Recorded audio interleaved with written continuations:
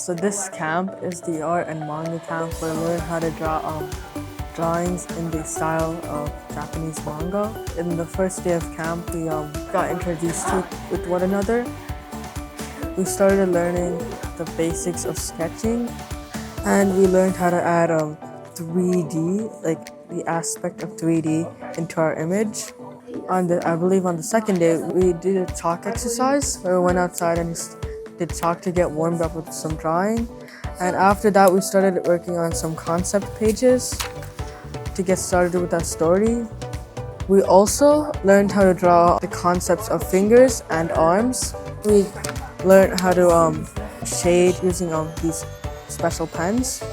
And we started working on the poster for our manga. And we also started drawing a character that's not finished yet, but we started drawing a character. So if you do have a basic understanding of manga and have read some, I would highly recommend this camp.